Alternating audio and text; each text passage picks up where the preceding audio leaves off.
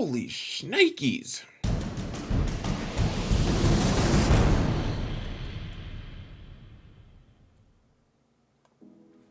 Hello everyone, and welcome to another episode of Zareth Prevails. Folks, today I wanted to talk about the state of things. It's just kind of, that's what I'm calling it. I don't really know. It's not like going to be a series. Maybe I'll use this kind of format every once in a while, but there are just a few quick hitters that I wanted to discuss today. Just kind of news elements or things to be thinking about that I wanted to make sure people understood, because there's some things that I didn't catch because I just didn't know about them.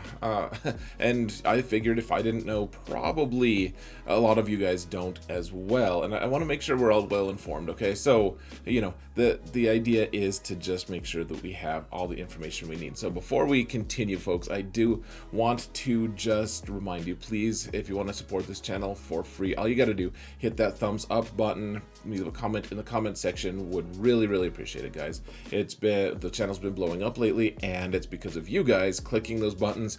Please also, if you haven't subbed yet, I would really appreciate that. Even if you don't want to watch my videos, it really helps with the algorithm, and we're trying to mount said algorithm. So let's keep on this awesome course of action, folks. It's been amazing. Thank you guys so much. So today I want to talk about Conquest. There's at least one thing I want to talk about today in Conquest. There's two, actually. We're going to talk about the $10 pack as well, if it's going to be worthwhile or not. We're going to talk about Omicrons and Omnomnomicrons, both. And we're going to talk about my alt a little bit, just because a lot of people have been asking ever since I got a Galactic Legend on here, what's next? What's the next in the farming plan? And I do have an answer for that, so we'll talk about that. And then we're going to talk about Maul and one way to use him in 3v3 that's going to be super effective without Lord Vader. So lots of things to talk about. First, let's talk about Omnomnomicrons, because in my last video that I talked about Omicrons, people got annoyed. I called them Omnomnomicrons. I thought it was funny and cute. I don't know. I very seldom self-describe as cute, so maybe that's false. But I liked the name, but people got mad. They said indignantly, "There's no N in Omicron. It's not Omnicron." People get all uptight, and I'm like, well, the N comes from nom, okay? Like, nom, nom, like. But just to make sure you guys understood that I'm not gonna just give up on Omnomnomicrons, I asked my buddy Prime Force to help me. So please I direct your attention to the Omicron in the little triangle. I know my shapes, guys. The rectangle directly below my face. You can see this is an Omicron. This is partially an Omicron. This is an Omnomnomicron. You're welcome. Whoa, we're in the game. What happened? Madness. How did we get here? I don't know why I still think that's funny. Okay, so here's the other thing, guys. Omicrons, cute name or not, fancy name or not, whatever word you want to use, they are the things they're the future of this game right now. Like, we've had Zetas for so long. Zetas are kind of out. We're gonna probably just end up having enough of them to go around. They're not gonna stop being a thing, just like Omegas haven't stopped being a thing, but they're gonna stop being the focus. Omicrons are going to be the way that we can engage in specific game modes without with overpowered characters, without having to add more Galactic Legends to the mix. And so they've already said in their things, Boba Fett is going to be like a Galactic Legend, as good as a Galactic Legend in Territory Wars. Now, there's some issues with that. You can't practice with him, with an Omicron, anywhere except for in Territory Wars when it actually matters. There's no practice place. And similarly, if we do Galactic or if we do GAC for the same thing, if there's a character that's released and is good at GAC, we are not going to be able to practice. In Arena, we can't use those abilities. They're not available because it's not the right game mode. However, we were talking about it on the podcast earlier today, and I was thinking, man, I was like, I don't know. I probably don't want. If you can't practice it, you can't you can theory craft, but then you're just you have to just go out and execute without any kind of actual like practice at all, and it's going to be really tough if they do that. So I was like, I hope that they don't actually do it for GAC. However, after talking for a little bit, one of the viewers, one of our Canadian viewers, pointed out the fact that, let's see. Yeah. Okay, so look at, I guess you guys can't, I'm pointing at the wrong thing, folks. Okay, you guys can see this mouse. Okay, so look at where the mouse is.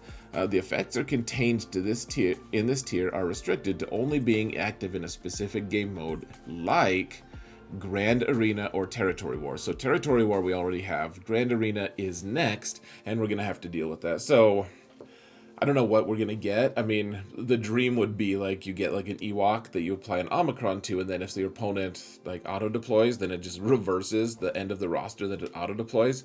That would be sweet. I think everyone could get behind that. But my guess is that it won't. It will be something asinine and sad.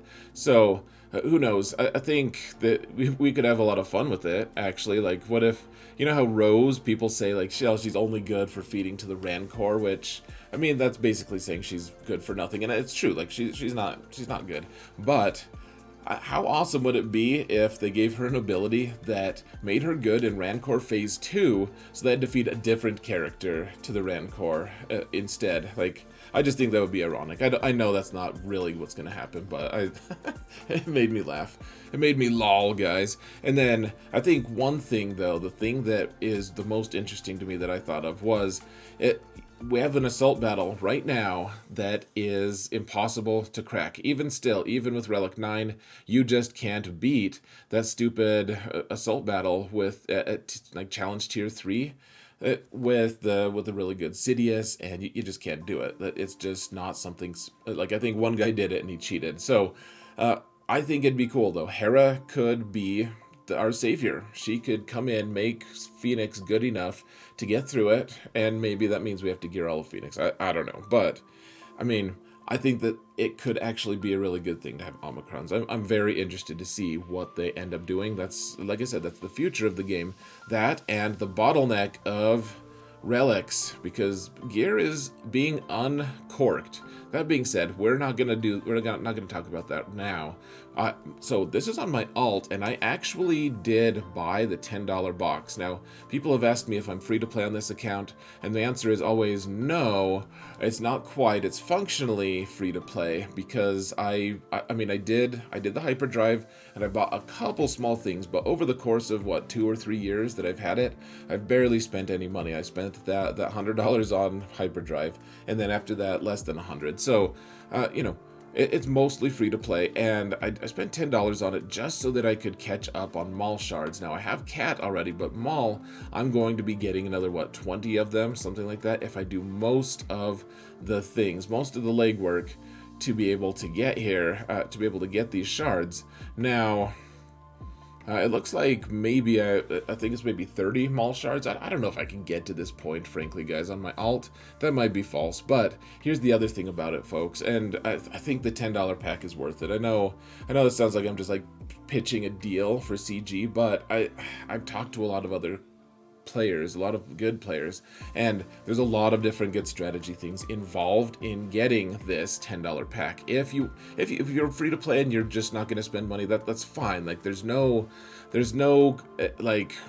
judgment on my end, no pressure by any stretch. But the thing that I want people to realize is that it's actually not a bad deal in terms of the money you spend. So you spend $10, you get potentially 30 shards of Maul if you need to catch up. I mean, shard shop currency, whatever. I'm not gonna try to lie to you and say that that's a great deal, but you do get 20 shards of Boba Fett, and that's pretty nice because if you do that 3 different times, now granted that's $30, then that means you only have to get that red crate 1 time, and then after that you just have to get close to it, so you have a lot more wiggle room to be able to avoid that. Like you don't have to get all of the really uncomfortable feats that CG has imposed on us, so you can do that.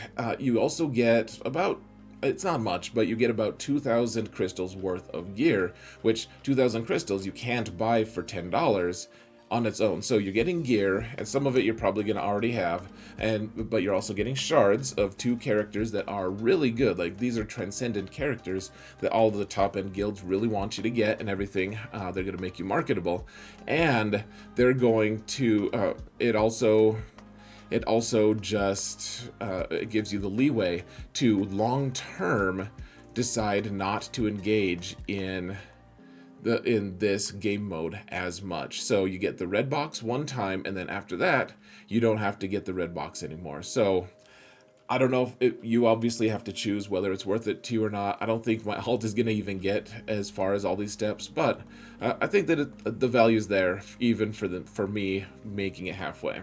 You choose. Now, here's the thing that is even more important, folks. Let me pull up. We're going to go back to the thumbnails here. All right, let's see. Whoa, madness. Okay, so let me show you this. There's this very interesting thing on the map for Conquest. This is the most important thing, guys. This is the one you want to link your friends to, if anything. Let me, if I can actually find it here. There we go. So, all right, this is a sector map, folks. This is, here, we'll make it even bigger. That's what she said. So, here's the sector map. There's 5 sectors in Conquest, and there is apparently a hard mode to be able to get better data disks.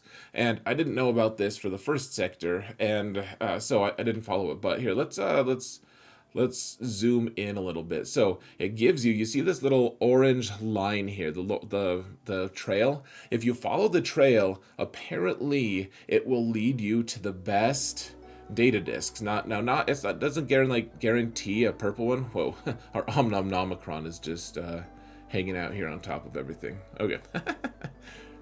Down you go.